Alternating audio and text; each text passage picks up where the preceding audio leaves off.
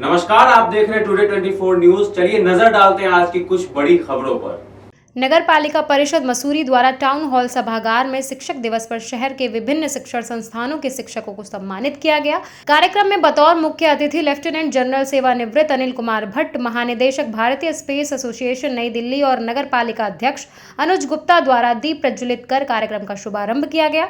इस अवसर पर शिक्षा के क्षेत्र में कार्यरत 650 शिक्षकों को शॉल और स्मृति चिन्ह देकर सम्मानित किया गया। इस अवसर पर नगर पालिका अध्यक्ष अनुज गुप्ता ने कहा कि नगर पालिका द्वारा हर वर्ष शिक्षक दिवस पर शिक्षकों को सम्मानित किया जाता है। उन्होंने कहा कि मसूरी शिक्षा का केंद्र है और यहाँ पर देश विदेश के छात्र छात्राएं पठन पाठन के लिए आते हैं।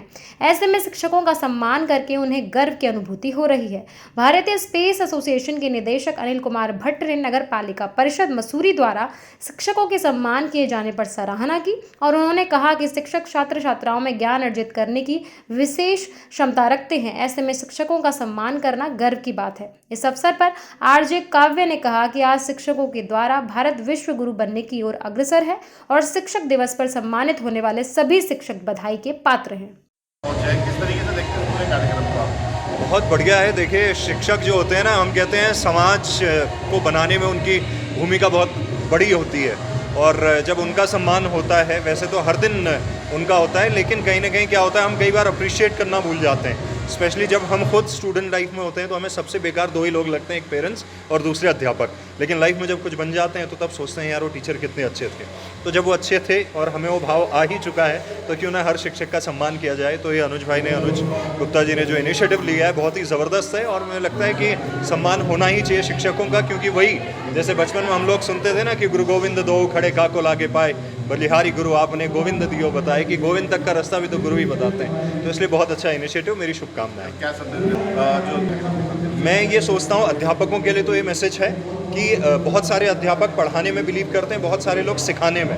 मैं कहता हूँ सभी लोग सिखाने में, पढ़ाई वाले भी अच्छे हैं, सिखाई वाले भी अच्छे हैं और हमें एक जिम्मेदारी ये उठानी चाहिए कि हम लोगों को समाज के लिए और ज़िंदगी के लिए तैयार करें। सिर्फ टेक्स्ट बुक तक सीमित न रखें और बच्चों से भी यही कहना चाहूँगा कि ज़्यादा से ज़्यादा पार्टिसिपेट करें। क्यूरियोसिटी कि ये क्यों, कैसे, कब, कहाँ, ये सवाल पूछें और उनके जवाब लें और एक बेहतर इंसान बन के निकलें समाज में जब भी निकलें अपने अपने विद्यालयों से।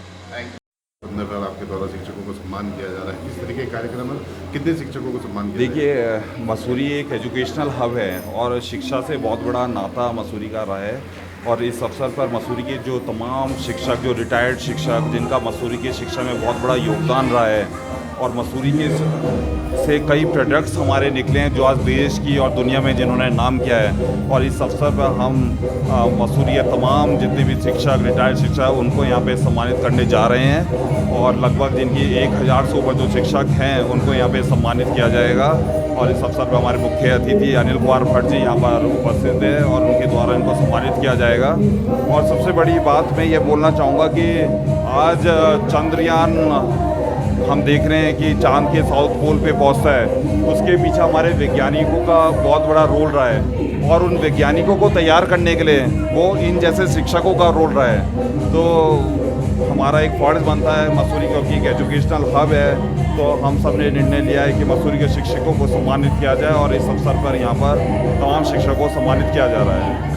शिक्षक बहुत उत्साहित है क्योंकि पूर्व में कभी ऐसे कार्यक्रम नहीं हुए, हमारे द्वारा ही ये दूसरा कार्यक्रम किया गया है और क्योंकि शिक्षकों का आशीर्वाद होना बहुत ज़रूरी है और आज उनकी ऊर्जा की वजह से ही, उनके आशीर्वाद से वजह से ही मैं शहर में जो अच्छे काम नगर पालिका कर रहे हैं उन मेरे द्वारा किया जा रहा है। तो उसमें एक शिक्षकों का बहुत बड़ा रोल रहता है और इस अवसर पर जितने भी शिक्षक आए हैं उन सबका मैं आभार यहाँ पर प्रकट करता हूँ, उनको नमन करता हूँ।